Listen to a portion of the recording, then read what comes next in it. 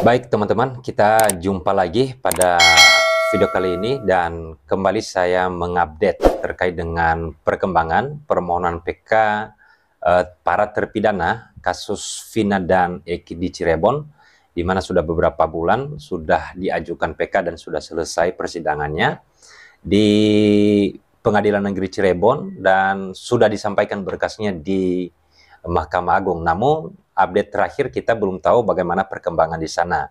Kali ini saya akan menyampaikan informasi baru.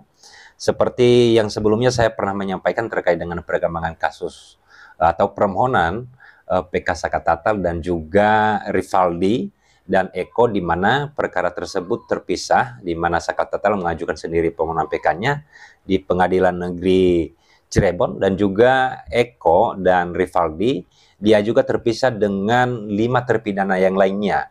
Nah, di mana terkait perkembangan yang 2 perkara yang saya maksud tadi adalah sudah saya sampaikan pada video saya sebelumnya.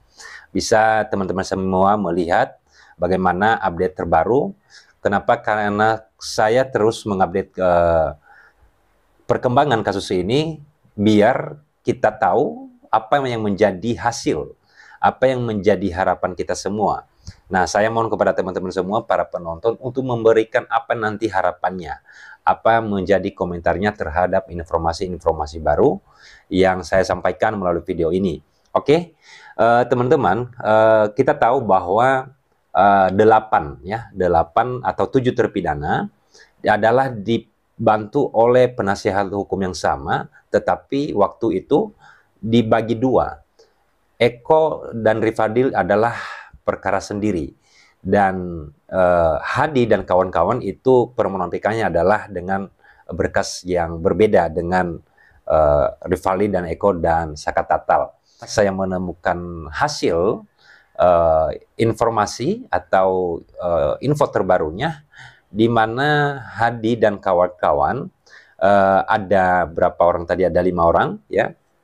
Ada 5 orang, yaitu Hadi Saputra alias Bolang bin Kasana, Eka Sandi alias Tiwul bin Muran, kemudian Jaya alias Kliwon bin Sabdul, Supriyanton alias Kasdul bin Sutadi, dan Sudirman bin Suranto. Nah, di sini sudah ditunjuk Hakim Agung di Mahkamah Agung yang memeriksa permohonan PK. Sama seperti informasi yang sebelumnya saya sampaikan pada perkara 2 perkara, yaitu Rivaldi dan Eko, kemudian Sakatatal. Namun berbeda hakimnya, di mana hakim yang Sakatatal adalah 1 orang, hakim yang khusus perkara Rivaldi dan Eko itu ada 3 orang, dan berikutnya juga terhadap permohonan PK Hadi dan kawan-kawan ini hakimnya berbeda, jadi tidak sama. Tetapi yang tidak berubah adalah di mana pada Rivaldi, pada permohonan PK Rivaldi dan Eko ini panitranya sama dengan permohonan PK Hadi dan kawan-kawan di Mahkamah Agung.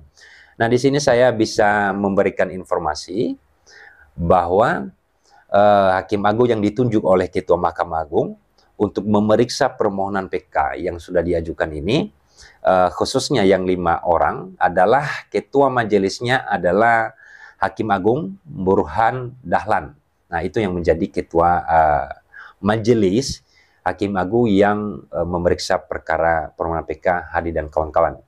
Kemudian dibantu oleh 2 anggota hakim anggota, yaitu Hakim Agung yang pertama adalah Sigit Triyono, kemudian juga dibantu oleh Hakim Agung Ju Priyadi, dan panitranya adalah sama, yaitu Dr. Carolina SHMH. Nah, apa yang menjadi harapan kita semua terhadap permohonan PK yang diajukan oleh para terpidana ini dalam kasus Vina dan Eki Cirebon? Yang pada perkara ini pasti kita tahu bahwa dan semuanya kita yakin bahwa dalam kasus ini sebenarnya tidak ada yang namanya pembunuhan.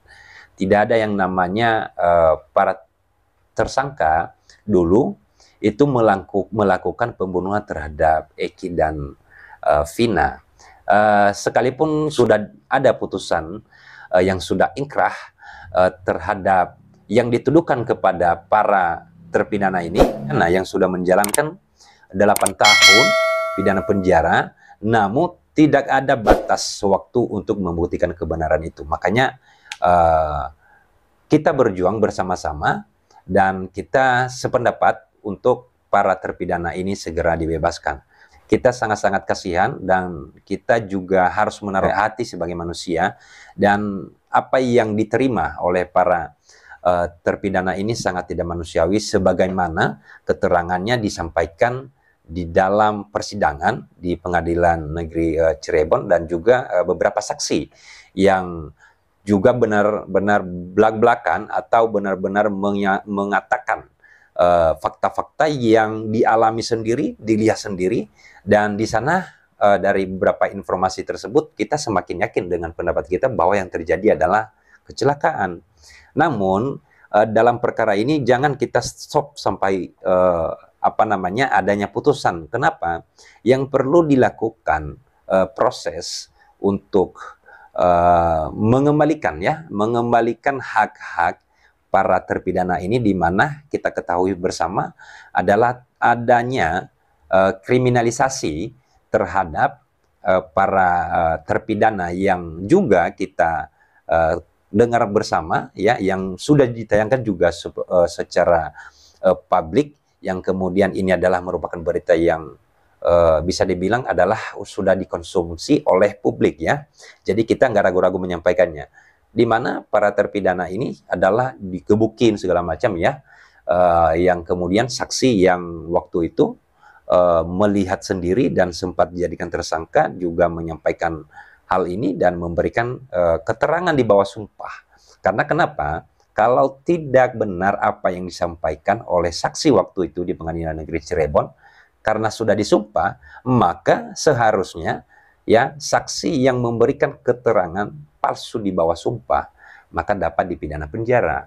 Artinya sampai hari ini tidak ada laporan terhadap saksi yang menyampaikan fakta-fakta tersebut.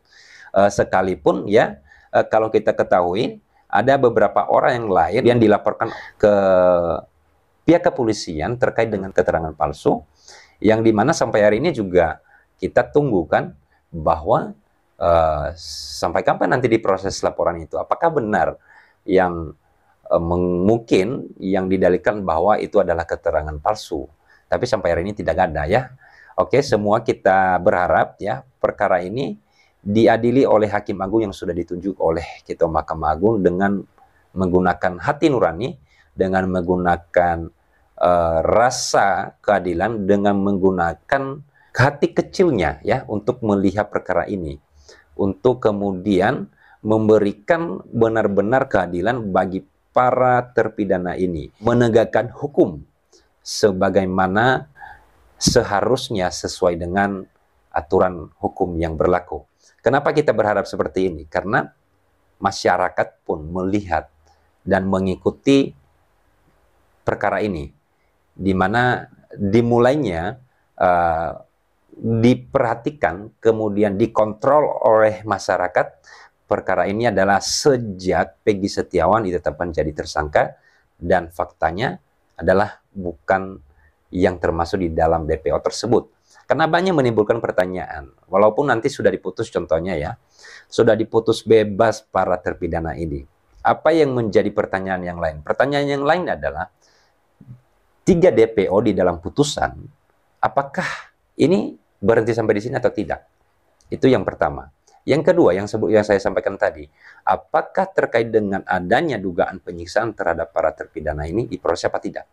Nah, yang ketiga, mereka dihukum dan mereka tidak bersalah, apakah mereka akan diberikan pemulihan, diberikan hak kepada mereka untuk mendapatkan kerugian yang mereka alami? Apa kerugian yang mereka alami? Yang pertama, mereka mengalami kriminalisasi. Mereka dihukum tapi tidak melakukan perbuatan tidak pidana. Kemudian mereka menjalankan pidana penjara itu selama 8 tahun sampai nantinya ada putusan PK. Contohnya dikabulkan. Nah, mereka keluar, apakah sudah sampai di situ saja? Apakah pihak yang sudah melakukan kesalahan, melakukan pelanggaran tidak diproses? Nah, Ini menjadi pertanyaan buat kita semua, dan kita berharap bukan hanya nanti kita hanya berharap saja udah para terpidana ini sudah bebas, dan kemudian kita tidak melihat ke belakang apa yang terjadi dan apa yang dialami oleh para terpidana ini dan juga keluarganya. Maka kita bayangkan saja bahwa bagaimana dengan keluarga para terpidana ini selama beberapa tahun ini, ya pastinya mereka yang seharusnya yang menjadi tulang punggung yang mencari nafkah buat keluarganya ya tidak bisa melakukan apa-apa. Siapa yang tersiksa? Yang tersiksa adalah keluarganya. Maka harus itu dipikirkan. Ya, jadi nanti kita berharap dan akan diberikan putusan bebas kepada para terpidana ini melalui permohonan PK atau melalui putusan PK di Mahkamah Agung. Terima kasih. Semoga nanti berikutnya ada informasi baru lagi terkait dengan kasus Vina dan Eki di Cirebon. Akan saya update lagi kembali pada video berikutnya. Sehat selalu dan sampai jumpa kembali.